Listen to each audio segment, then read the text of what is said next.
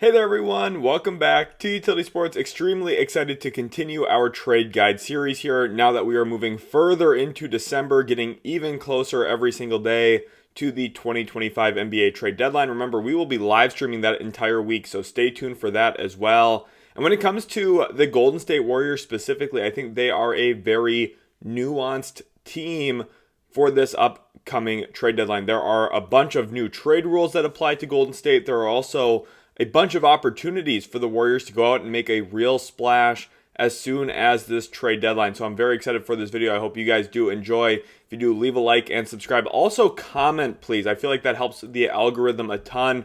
So whether you just want to say, hey, keep up the great work, or leave your thoughts on some potential trades that the Warriors could make, I just want to hear from you guys. I read every single comment. Your comments mean so much to me specifically as well. So thank you all so much for spending your time here with me today as we go through a Golden State Warriors trade guide.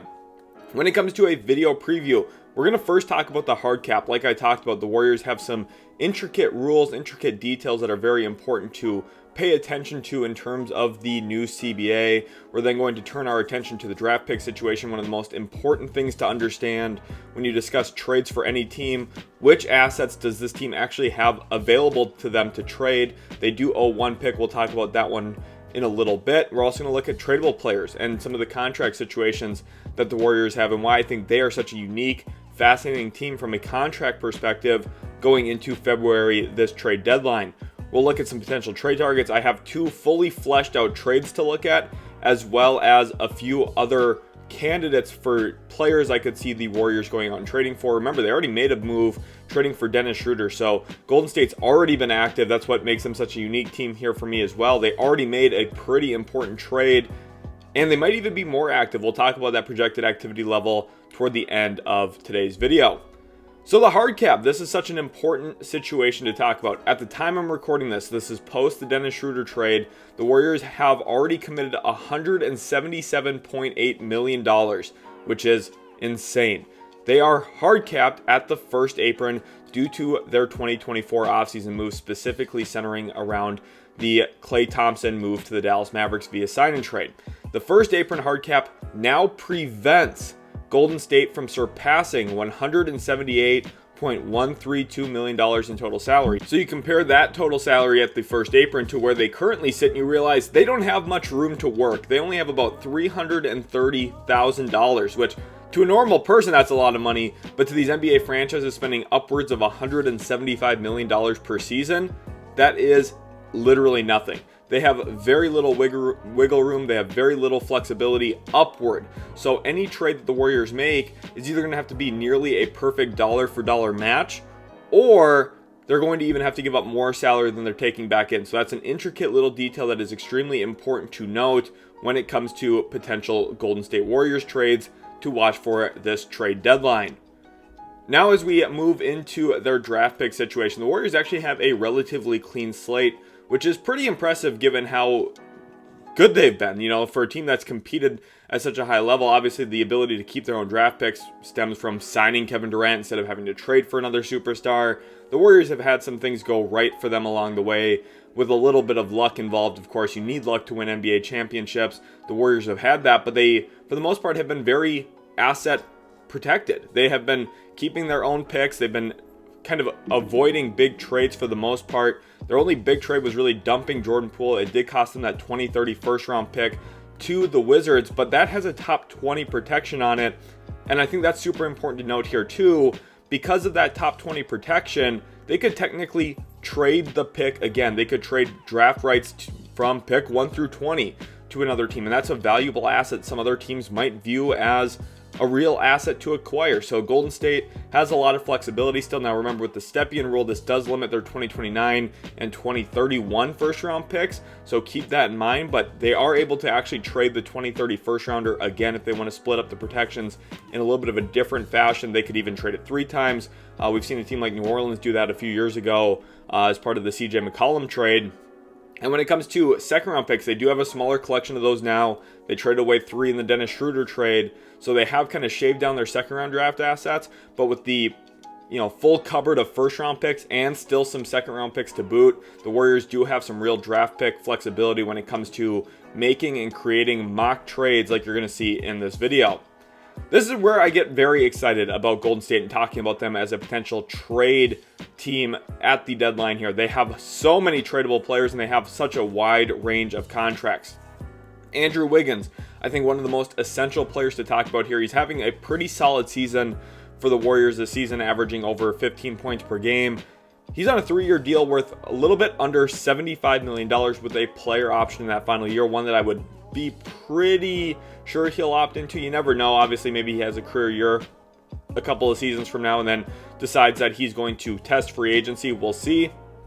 But as of right now, essentially what views to me as 2 extra years of team control after this season for whichever team were to potentially acquire him via trade. And this is their big salary. Andrew Wiggins at roughly $24 million per year is going to be probably the beginning block for any big trade. So you think about Jimmy Butler, you think about LeBron James, some of the rumors we've heard about those massive $48 million salaries.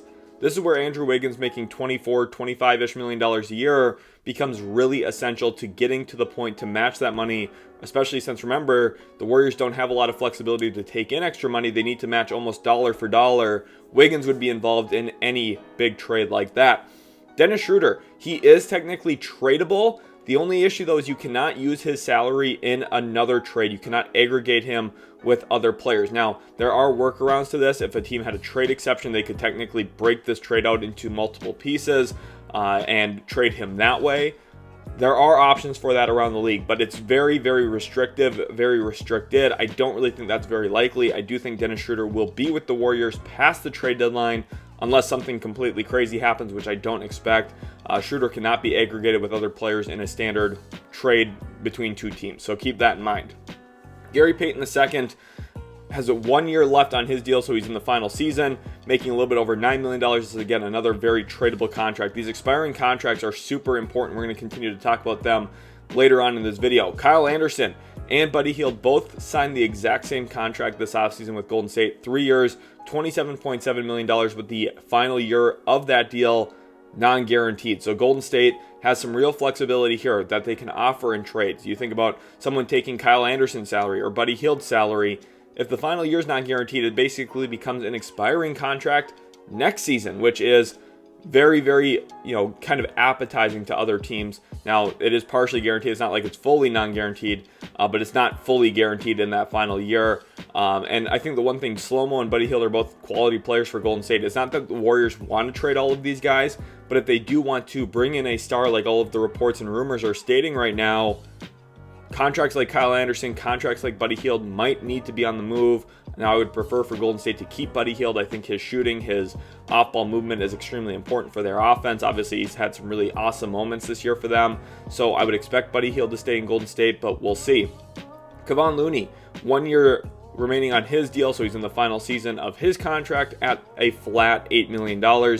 Again, very tradable, just like we talked about with GP2. The expiring contracts are extremely movable. Jonathan Kuminga, he is going to be a restricted free agent at the end of this season. Remember, the Warriors very notably did not come to an extension with him before the beginning of the season. So now we're going to have to see restricted free agency play out between Jonathan Kuminga and the Golden State Warriors unless they trade him to another team. Then he would enter restricted free agency with that team. It's a very unique situation. It's a very strange situation because Jonathan Kuminga obviously was such a focal point for the Warriors' long-term plan, long-term future, drafting him ahead of someone like Franz Wagner, for example.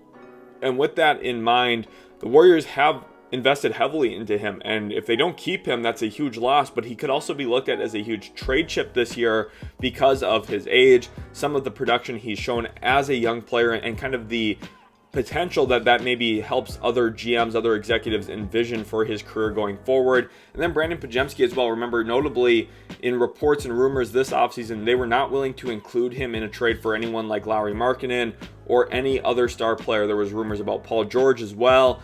Brandon Podziemski is a player that they really value. Now, he's had a bit of a sophomore slump this season, just has not been shooting the ball nearly as well as he's capable of. I would expect that to revert back to normal at some point in time. Right now, maybe has a little bit of the yips. We'll see if he can kind of right the wrongs in his game presently when it comes to actually scoring the basketball efficiently. But Podziemski still, I would plan on him being a long-term part of the Warriors' future. So much team control. He's got 3 years left on his rookie contract, and he's extremely cheap. So unless they're trading for an absolute superstar, I would expect Brandon Podziemski to stay in Golden State past the NBA trade deadline in 2025. Moving on here now to some of those potential trade targets. And like I said, we're going to talk about 2 specific trades that I think could make some sense. And then we'll also circle back and talk about some other potential candidates who are maybe a little bit more difficult to trade for, might find just some different difficulties in finding an actual deal for. The first one here is a big one though, and it is a trade for LeBron James. LeBron James goes to the Golden State Warriors in this one. What a deal. The Lakers give up LeBron and his son Bronny James, who is included in this deal, as well as Jackson Hayes. Notice the Warriors are only taking in $162,000 of extra salary, so I had to really play around with the salary. It's a 4-for-3 trade, so the Warriors do sacrifice a bit of depth here, specifically out of their actual rotation. It also cost them a couple of first-round picks, but I think the upgrade here to LeBron James is rather significant, trading away Andrew Wiggins, Gary Payton II, Kyle Anderson, and Kevon Looney, and 2 first-round picks for a LeBron James, who is the oldest player in the NBA. Now, this is an aggressive move by Golden State, but this is the type of move that I think could theoretically push them over the top in a lot of ways from what they're currently missing on their roster. I think one thing Golden State is currently lacking around their collection of shooting and their collection of play finishing is another play creator, another shot creator, another shot maker, another big-time guy. And that's exactly what LeBron James has been, not only this year, not only the last decade, the last 2 decades. He has been a big moment guy, and he does it consistently. And I think for Golden State specifically, there is no better pairing in the world than LeBron James with Stephen Curry. The ability to weaponize Steph Curry's movement shooting with someone who is still a downhill force, not at the level he was 4 or 5 years ago, but is still a downhill force, is still one of the best cerebral players in the NBA, has great positional size. When he turns it on defensively, he can still be impactful on that end of the floor. They also get a big man with rim pressure in Jackson Hayes. I don't think he's a nothing in this trade. I actually do think he's a pretty important player. Now, the Warriors do sacrifice a lot of their flexibility in this, giving up 2 first-round picks, giving up a lot of their mid-sized to slightly bigger contracts in Wiggins, Payton, Anderson, and Looney. That is a lot of money to be going out the door, and 4 contracts to trade away essentially for 1 giant contract on LeBron James. It is a little bit of a risk, but it might be one that is worth making if you're trying to win around Steph Curry in the year 2024. Pushing your chips in right now, the one thing I'm confident enough to say, I don't think the Warriors are true contenders with their current iteration of their roster. I think they're a good team. I think they can really battle in the Western Conference, but it's going to be tough for them to overcome some of the best in the West. And I think having LeBron James next to Steph Curry, while it does push your timeline closer to the end of its era, you have a real legitimate shot at making some serious noise this postseason on the backs of LeBron James, Draymond Green, and Stephen Curry. I think the playmaking between LeBron and Curry specifically, their 2-man game would be really dynamic and would give the Warriors a little bit more offensive playmaking, a little bit more of an offensive threat around just the Draymond-Steph Curry duo, which has been so good for so long. And for the Lakers, why would they make a trade like this? Well, you're turning a player who is nearing the end of his career into not 1 but 2 first-round picks. Now, there is a top 5 protection there on that 2027 first-round pick. You could also argue maybe it should only be 1 first-round pick. And you're turning a lot of this into flexibility as well. You get off the contracts of Gary Payton II and Kevon Looney this offseason. You have Andrew Wiggins, Kyle Anderson, both as options to keep moving forward. Again, with Kyle Anderson's contract, it's not a big number. He's the type of player that I think is super undervalued around the league. He's just flat out a very solid player. And then Andrew Wiggins is a good player as well in some regards. And I think at his contract, even though some people are going to look at that and say, well, that's a lot of money for Andrew Wiggins, as the cap continues to grow, that number is actually going to look smaller and smaller. So it's only going to be about 14% of the cap in a couple of years. So it's not that big of a contract, really. It, on paper, it looks huge, right? Because especially compared to contracts 15, 20 years ago. But going into today's era of basketball, $26 million is not an insane number, honestly. For a player like Andrew Wiggins, it's a little bit on the high side, but it's not incredulous at all. So to get 2 first-round picks and a collection of contracts here, I think really prioritizes the Lakers' future flexibility for life post-LeBron James there in Los Angeles.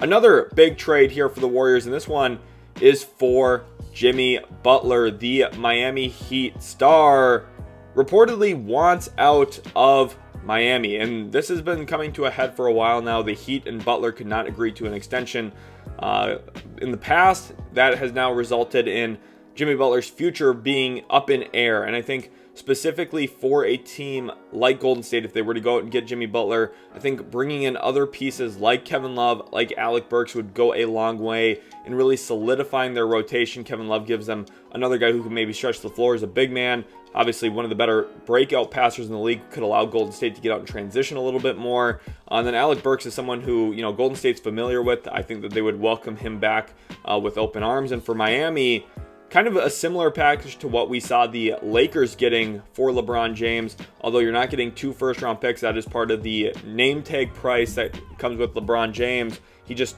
demands a little bit more than a disgruntled Jimmy Butler does at this point in time. But a 2025 first-rounder, a 2031 second-rounder in this deal, and then those same contracts plus Guy Santos. I think this is a pretty solid deal for both sides. Golden State getting a two-way player. Jimmy Butler, a better defender at this point in time than LeBron James, no doubt about that. Not quite the offensive playmaker, but obviously still gives them maybe some of that mid-range game that they've been lacking post Sean Livingston, post Kevin Durant in a lot of ways. Jimmy Butler gives them kind of that in-between game that they haven't had a ton of around Steph Curry in recent years, so I think that would be a real benefit to implement back into the Warriors roster. And then for Miami, again, you're looking at life post Jimmy Butler, and I think for the Heat specifically, one of the most creative teams in the NBA when it comes to the salary cap and making trades. One thing I for sure am confident in is that they would be able to find ways to extract value out of some of these other contracts, maybe trying to find a way to trade Gary Payton II or Kevon Looney to a team maybe pushing for a championship this year. Can you turn one of them into a second-round pick?